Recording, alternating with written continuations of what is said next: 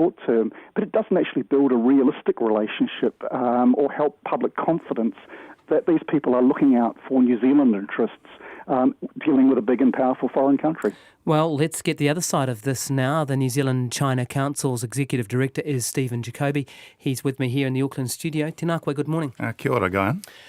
A propagandist. Well, I've been accused in the past of being a propagandist for the United States, so it just goes to show you I give my favours on a most favoured nation basis. But seriously, did that wound and hurt at all? Or?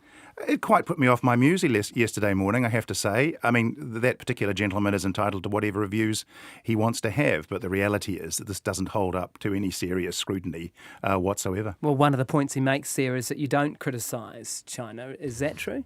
Well, on every occasion that we talk about the relationship, we point out that New Zealand and China have different political values and disagree on fundamental issues like human rights and like regional security, but that should not stop us from developing a relationship in those areas where it makes sense to do so. That's really the question here.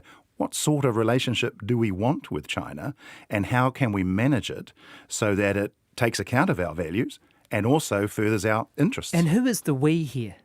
Well, I think that the China Council does this work on behalf of all New Zealand. We represent a wide range of interests in the relationship. Our executive board, which constitutes our council, brings together a wide range of people from different walks of life, some at very senior levels in their organisations, to work cooperatively with others to build a relationship in the national interest. And let's get it all out here. I mean, I think this is probably public anyway, but your funding, much of that, it's about $500,000 or so, isn't it? A little more than that. We get about $800,000 last year income.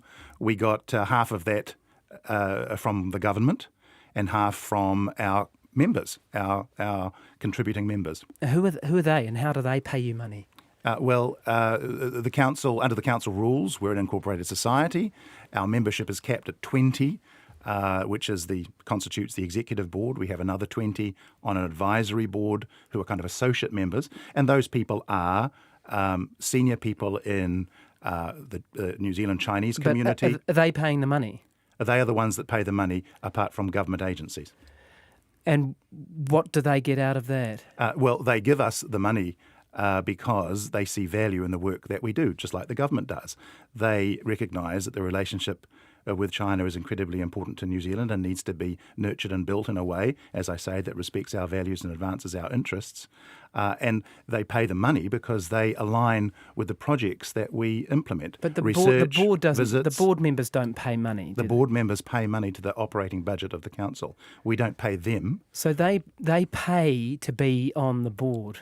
Not so much to be on the board. They pay to contribute to the operating budget of the council. Do you think that how we raise the money? Do they gain to match that of the government? And I'm not saying I'm just trying to unpick this for people because I don't know quite how it works either. So these people are often business people, aren't they? There are a lot of business people, but not exclusively. So they're paying the China New Zealand Council. And then, presumably, that helps them in their business contacts with China. I'm not sure that's actually the motivation. The motivation is the bigger picture. You know, Fonterra and Zespri does not need to pay the New Zealand China Council to advance its interests in China. What they pay us doesn't come anywhere near the value they derive from the relationship. What they pay for is to support the work program and the projects that we run. So, for example, research into different areas of the relationship with China, the work we've done on Belt and Road, for example, or on public perception. Do you get any money from the Chinese government? We have no money from the Chinese government. All our board members are New Zealanders, and they are, some of them, very prominent. Others are all well-known figures. Okay. And they would not let themselves be duped, by the way, into being the mouthpiece of some foreign government. That notion is absolutely absurd. Jenny Shipley, should she stay on the board? Well, I'm tempted to say, Guyon, that's a bit above my pay grade because I report to the board, I don't appoint them. The chairman has said, I think quite rightly, that this is a matter for the board itself to decide. But let me say this. The New Zealand China Council is not a financial institution, nor is it a commercial organisation. We need different sorts of skills around our table. Dame Jenny is a former Prime Minister of New Zealand, the first woman to hold that role, and she is widely respected in China. Can you tell us whether her position on the board is under any review? I'm aware that the chairman has spoken to Dame Jenny, but I'm not aware of the nature of those discussions, nor would I be, given that I'm the CEO. So is it under review, do you know? The chairman has said that appointments to the board are kept under review all the time. We review these on a regular basis in any case. Just finally, the state of the relationship, there's been a lot of talk and a bit of grumpiness on both sides. How would you characterise it now in the wake of the Huawei decision?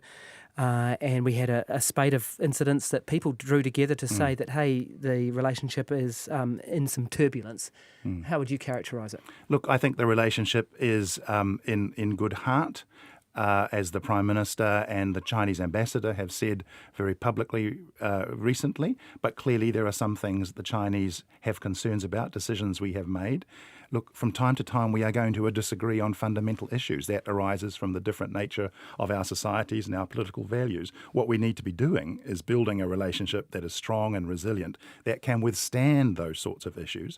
And that is the role of the New Zealand-China Council, not to be a slave to Beijing any more than the NZUS Council is a slave to Washington for that matter, but to advocate a New Zealand interest. Anybody looking at this relationship would realise that it is highly complex and requires dexterity and a degree of care, and the sort of use of the megaphone to try to project our views on the world is not going to be very helpful in the interests of New Zealanders. Thanks very much for your time this morning and for coming in. We do really appreciate that. Thank you. Stephen Jacobi there, who is the Executive Director of the New Zealand-China Council.